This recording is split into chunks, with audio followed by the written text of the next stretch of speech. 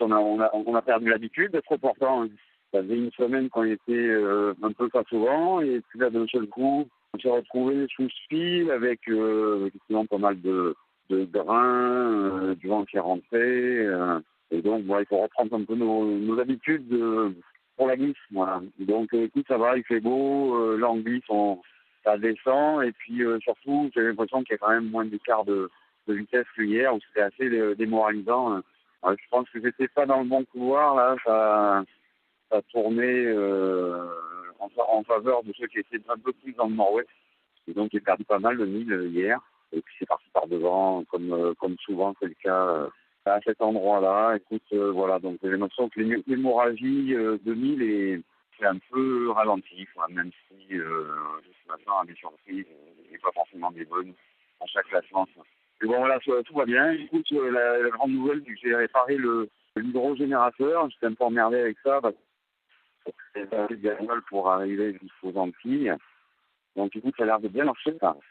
Ça a l'air de bien marcher. Je suis content parce que ça m'enlève une sacrée épine du pied, là. Voilà, donc là, ça charge, tu vois, ça charge à bloc. Et mon truc, ça a l'air de tenir. Donc, je suis très content. Ah, je suis super content pour Francis. À être encore sur l'eau en ultime. Écoute, ça se termine comme ça, c'est génial pour la course d'abord, pour le sport, et puis bon, évidemment, je pense qu'il y a forcément dans ce cas-là, il y a un déçu et un mec qui comblé, quoi, hein. Et moi, je tiens à féliciter Francis, parce que c'est vraiment incroyable ce qu'il arrive à faire. Je sais pas quel âge il a, Francis, il a plus de 60 ans, je pense, 62. Ces bateaux doivent pas être simples quand même physiquement, et ouais, c'est formidable, c'est incroyable. Parce que ça demande quand même beaucoup de dépenses d'énergie, ces bateaux-là. Et Francis, vraiment, il est exemplaire à ce niveau-là. Enfin, un grand bravo à Francis, parce que moi, j'ai suivi un petit peu la course, tu vois, quelques pointages, là, où il était quand même assez derrière. On a l'impression qu'il y avait un petit déficit de vitesse, il s'est accroché. Et passer comme ça, François, autour de la Guadeloupe, là, c'est un truc de dingue, quoi. Ouais, c'est génial. François, il a le temps d'en gagner d'autres des routes du Rhum, quoi. Voilà. Et bah, il faut avoir ce bateau, en fait, parce que ce bateau, ça fait 3 fois qu'il gagne, quoi. C'est ça, non? C'est le bateau pour gagner le Rhum. Alors, écoute, moi, ça me fait plaisir, si tu veux, que ça soit pas toujours les petits jeunes, là, qui gagnent, quoi. Je pense que c'est bien qu'il y ait la place pour les grandes figures. Les grandes figures de la voile, comme Francis en est un. Francis, pour moi, est très inspirant. C'est un mec incroyable qui est fait à la force du poignet. Il a vécu les galères et il a toujours monté. Il a une phare, il a une soif d'aller toujours plus haut, de repousser les limites, qui me paraît vraiment impressionnant. Voilà, un grand bonhomme. Ouais, vraiment, un grand bonhomme de la voile. Ouais, écoute, ouais, je suis, tu vois, les prévisions, en fait, elles indiquent que dans quelques jours, ça va bloquer là devant, dans l'ouest, dans notre position, et qu'il va falloir descendre dans le sud pour garder de la pression d'Alizé. Et ça semble assez net à chaque fichier, c'est un peu la même chose.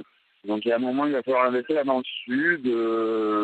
Ça va venir assez vite, je pense, parce que sinon, on va se faire bloquer. Bon, ça passe aussi, il y a une petite option pour passer tout droit, mais ça paraît quand même super chaud. Voilà, donc je pense qu'on aurait un peu obligé, tous de gagner dans le sud, de grappiller dans le sud pour continuer à avoir de la levée soutenue. Sinon, on va se retrouver dans quelques jours dans une espèce de situation où il n'y aura pas de banque. Voilà, donc il va falloir qu'on rallonge la route un petit peu. C'est dommage parce que c'était bien, comme ça, on était sur un bord très rapprochant, ceci. Mais bon, c'est comme ça, c'est bien la nature qui commande. Et puis surtout, j'espère qu'il y aura du jeu. On va pouvoir revenir, qu'il va se passer des choses, qu'il va y avoir, qu'on va pouvoir revenir un petit peu sur ceux qui sont devant. Johan, il est vraiment très devant, là, j'ai l'impression qu'il a vraiment l'arme fatale. Mais bon, après, il va se passer des choses, on n'est pas encore à la moitié de la course. On verra bien, il ne faut pas faire de bêtises, tu vois, pas casser le matériel, parce que pourtant, c'est éviter de casser un ski ou plus sous un grain, donc il va falloir être super vigilant pendant quasiment 10 jours, quoi. Il va rester du match et du sport, voilà, et puis on est ferré, là, il y a 7 bateaux là qui tiennent finalement en pas grand chose, parce que les écarts peuvent se faire et se défaire rapidement, on l'a vu ces derniers jours. Voilà, les 7 mercenaires, voilà, de la classe 40. Ça a tourné 10 jours, pas le tout avant.